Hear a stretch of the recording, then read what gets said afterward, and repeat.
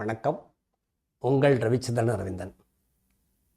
பிள்ளை வளர்ப்பது என்பது ஒரு பெரிய மகிழ்ச்சி, பேரின்பம், கனவு, அப்படிதான் நம்மளாம் நினச்சிட்ருக்கோம். ஆனால் உண்மையில் அது அல்ல. பிள்ளை வளர்ப்பது என்பது ஒரு பெரிய கலை, அது ஒரு தவம், மிகப்பெரிய பொறுப்பு. அது பலருக்கும் புரிவதில்லை. இன்றைக்கு பகலில் எனக்கு ஒரு அழைப்பு வந்துச்சு, தொலைபேசி அழைப்பு. என்னுடைய நண்பர், அவர் ஒரு பள்ளி ஆசிரியராக இருக்கார், இளைஞர். அவர் என்னை அப்பான்னு கூப்பிடுவார். ரொம்ப பண்பான நல்ல மனிதர், தமிழாசிரியர். அப்போ ஏன்பா இப்போல்லாம் என்னை ரொம்ப நாள் ஆச்சு உங்களோட பேசி அப்படின்னு சொல்லி நீங்கள் என்னை அழைப்பதில்லைன்னு சொல்லி கேட்டார். அப்போ நான் சொன்னேன், எனக்கு நிறைய வேலை பழுப்பா, அதான் கூப்பிடலாம். ஏன் நீ கூப்பிடக்கூடாதா? நீ கூட கூப்பிட்டுருக்கலாம் இல்லையா அப்படின்னு கேட்டேன். இல்லைப்பா, நான் நினைக்கிறேன், அடிக்கடி நினைக்கிறேன் உங்கள்கிட்ட பேசணும் நானே, ஆனால் எனக்கு ஃபோன் கிடைக்கிறது இல்லைப்பா. ஏன், என்னாச்சு? வீட்டில் ஒரே ஃபோன் தான்ப்பா இருக்குது. சரி, அதுக்கு என்ன? பாப்பாவுக்கு 3 வயசு ஆகிடுச்சுப்பா. சரிப்பா, அதுக்கு இதுக்கு என்ன சம்மந்தம்? இல்லைப்பா, ஆரம்பத்துலேருந்து அவள் அழுதா ஃபோனை கொடுத்து பழகிட்டான், நானும் என் ஒய்ஃபும். இப்போ எப்போ ஃபோன்லேயே தான் இருக்கா. காலையில் கண் விழிச்சா ஃபோன் எடுத்தால் ராத்திரி வரைக்கும் ஃபோனில் தான் இருக்கா. எனக்கு ஃபோனே கிடைக்கிறது இல்லை அவகிட்ட இருந்து. பள்ளிக்கு கூட நான் ஃபோன் எடுத்துகிட்டு போகிறதில்லப்பா அப்படின்னு சொல்லி சொன்னார். எனக்கு அதிர்ச்சியாக இருந்துச்சு. ஏன்ப்பா அப்படின்னு கேட்டேன். இல்லைப்பா, ஒவ்வொரு முறையும் ரகளை பண்ணும்போது அழும்போதெல்லாம் எங்களுக்கு வேலை இருக்கிறதுக்காக செல்ஃபோன் நம்ம கையில் கொடுத்துட்டு பட்டோம். இப்போ அதே பழக்கமாயிடுச்சு. காலையில் கண்ணை திறந்தேன்னா ஃபோன் தேடுவா. சப்போஸ் அதில் சார்ஜ் இல்லைன்னா சார்ஜ் போயிடுச்சு அப்படின்னு ரகளை அழுக ஆரம்பிச்சிடும். அப்போவே ராத்திரி 11 மணி வரைக்கும் ஃபோன்லேயே இருக்காப்பா. சாப்பிடும்போது ஃபோனு, தூங்குகிற நேரத்தை வரப்போ மற்ற எல்லாம் ஃபோன்லேயே இருக்கா. ரொம்ப கவலையாக இருக்குப்பா. உண்மையில் அது குறித்து பேசுகிறக்க தான் உங்களை கூப்பிட்டேன் நான் அப்படின்னு சொல்லி சொன்னார். ஏன்ப்பா, நீங்கள் படித்தவங்க தானே, இதோட தீமைகள் உங்களுக்கு புரியாதா? நீங்களே தடுக்க வேண்டியதானே, என்கிட்ட கேட்குறதுக்கு என்ன இருக்குது? இல்லைப்பா, வீட்டில் இதனால் பெரிய பிரச்சனை. நான் பல முறை சொல்லி பார்த்தேன், ஆனால் என் மனைவி ஒத்துக்க மாட்டேங்கிறாங்க. அவளுக்கு எனக்கு இதனால் பெரிய சண்டை வருது.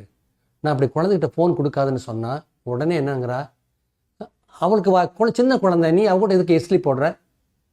அவங்க வயசு வரும்போது அவள் தானாக தெரிஞ்சுக்குவா. சும்மா வேலையை பார்த்துட்டு போ, எப்போ பாரு குழந்தைய மிரட்டிகிட்டே இருக்கேன்னு சொல்லி அவளுக்கு சப்போர்ட் பண்ண ஆரம்பிச்சிட்றா. அப்போ இன்னும் அதிகமாக அழுது அடம் பிடிக்கிறா. என்னால் ஒன்றும் பண்ண முடியலப்பா. பல நாட்கள் இதனால் எனக்கு என் மனைவிக்கு சண்டை வருதுப்பா. ரொம்ப கவலையாக இருக்குது அப்படின்னு சொல்லி என்கிட்ட சொன்னார்.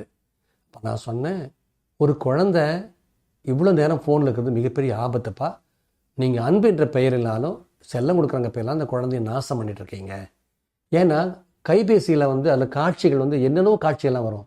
நீங்கள் ஒரு வேளை ஒரு தவறான ஒரு காணொலியை பார்த்துருக்கலாம். அது ஹிஸ்ட்ரியில் அது இருக்கும். அது குழந்தையோட கைப்பட்டு அந்த குழந்தை பார்த்தா என்ன ஆகுன்னு நினச்சி பாருங்கள். அதனுடைய உளவியல் என்னாகும், அதனுடைய கேரக்டர் என்னாகும்னு யோசனை பண்ணி பார்த்தீங்களா? எல்லாத்த விட உடல் ரீதியாகவும் உளவியல் ரீதியாகவும் அந்த குழந்தை முகம் மோசமாக பாதிக்கப்படும். இது ஒரு மோசமான அடிக்ஷன். அது குழந்தைகளுக்கு எந்த வயதில் அவங்ககிட்ட ஃபோன் கொடுக்கணுங்கிறதும், எந்த சூழலில் எவ்வளோ நேரத்தை அனுமதிப்பது என்பதை பற்றியெல்லாம் நமக்கு தான் ஒரு தெளிவான திட்டம் இருக்கணும். உலகத்தில் மிகப்பெரிய மைக்ரோசாஃப்டோட உரிமையாளரான அவர் கூட தன்னுடைய குழந்தைகளுக்கு +2 வரைக்கும் ஃபோன் கையில் கொடுக்கல. அந்த உண்மை உங்களுக்கு தெரியுமா? இதுதான் உண்மை. இது நாம் ஒவ்வொருவரும் கற்றுக்கொள்ள வேண்டிய பாடம். இந்த குழந்தைக்கு இப்படி ஒரு அடிமைத்தனம் இந்த ஃபோனில் வந்துருச்சுன்னு சொன்னால் எதிர்காலத்தில் படிப்பில் கவனம் குறையும், உளவியல் ரீதியாக சில சிக்கல்கள் வரும், அந்த குழந்தையோட கேரக்டர் ஸ்பாயில் ஆகிடும். ஒரு கட்டத்தில் அது நீங்கள் எதை சொன்னாலும் கேட்காத ஒரு வன்முறைக்கு இறங்கக்கூடிய ஒரு அடம்பிடிக்கிற குழந்தையாக மாறக்கூடிய ஆபத்து இருக்குது. இப்போவே சரி பண்ணுங்க அப்படின்னு சொல்லி சொன்னேன். எனக்கு ரொம்ப கவலையாக இருக்குப்பா, அதான்ப்பா உங்கள்கிட்ட பேச வந்தேன். அப்போ நான் கேட்டேன், புன்னகை மன்னன் படம் பார்த்துருக்கீங்களான்னு கேட்டேன். நான் பார்த்துருக்கேன்ப்பா. அது ஒரு காட்சி வரும். ஸ்ரீவித்யாவும் கமலஹாசனும் ஒரு பூங்காவில் போயிட்டுருப்பாங்க. அப்போது கமலஹாசன் ஒரு குழந்தைய அழகு நிறுத்துறதுக்காக ஒரு ஆலம்பழுத தலைகளை தொங்கிட்டு இருப்பார். அப்போ ஸ்ரீவித்யா கேட்பாங்க, என்னதுன்னு கேட்கும்போது, நான் இறங்கினா அவன் அழுகிறான் அப்படின்னு. பார்த்தா அதே போல் ஒரு பையன், ஒரு சின்ன பையன் இருப்பான். அவன் தலைகளை தின்னு கை கொட்டி சிரிப்பான். இறங்கினோடனே அழுது ரகலை பண்ணுவான். அப்போ நீங்கள் இறங்குங்க, நான் ட்ரை பண்ணுறேன்னு. ஐயா வேண்டாங்க, நல்லா இருக்காதுன்னு சொல்லி சொல்லுவார் கமலஹாசன். நீங்கள் பேசாமல் இருங்கன்னு சொல்லிட்டு ஸ்ரீவித்யா என்ன பண்ணுவாங்க, இந்த பையன்கிட்ட ஓங்கி அற வைப்பாங்க. அவன் அப்படின்னு பேசாமல் போயிடுவான். இப்போ தெரிஞ்சுதா வாங்கன்னு சொல்லுவாங்க. அட, எனக்கு இது முதலே தெரியாமல் போயிடுச்சுன்னு கமல் சொல்லுவார். சாப்பிளின் செல்லப்பா வேஷத்தில் இருக்கிற கமல் சொல்லுவார். அப்போது எந்த நேரத்தில் எந்த விதமான கண்டிப்பை குழந்தைகள் மீது செலுத்த வேண்டும் என்பதை பற்றி நமக்கு ஒரு தெளிவு வேணும். குழந்தைகள் அடிப்பது குற்றம்தான், வன்முறை கூடாது தான். ஆனால் பயமுறுத்துவதற்காக, சில தவறுகளை அவர்களுக்கு உணர்த்துவதற்காக சிறிய அளவில் அச்சுறுத்துவதற்காக அவர்களை கண்டிப்பாக நினைப்பதும் லேசாக தட்டுவதும் தவறல்ல.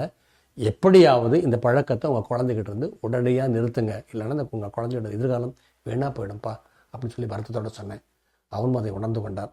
அவருக்கு மட்டுமல்ல, பொதுவெளியில் பார்த்தால் ரயிலில், பஸ்ஸில், பொது நிகழ்ச்சிகளை பார்க்கும்போது பெரியவங்கள்ட்ட அதிகமாக குழந்தைகள் தான் கைபேசி வச்சுட்ருக்காங்க. அதில் தொடர்ந்து அவங்க காணொலிகள் பார்க்குறாங்க, கேம்ஸ் விளையாடுறாங்க, எதையோ பார்க்குறாங்க. இன்றைக்கி இணையம் மிகப்பெரிய சமுத்திரம். அது நல்லது கெட்டது எல்லாமே இருக்குது.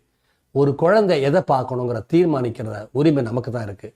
தயவு செய்து இந்த தவறை நீங்கள் செய்யாதீர்கள். குழந்தைகள் வைத்திருப்பவர்கள் எல்லோருமே குழந்தைகளிடம் கைபேசியை கொடுத்து நீங்கள் தப்பித்துக் கொள்வதற்காக அவருடைய எதிர்காலத்தை நாசம் செய்து விடார்கள். ஒரு வருங்கால சமுதாயம் சீரழிந்து போய்விடும் என்கிற அக்கறையில் இந்த கருத்தை சொல்கிறேன். நன்றி, வணக்கம்.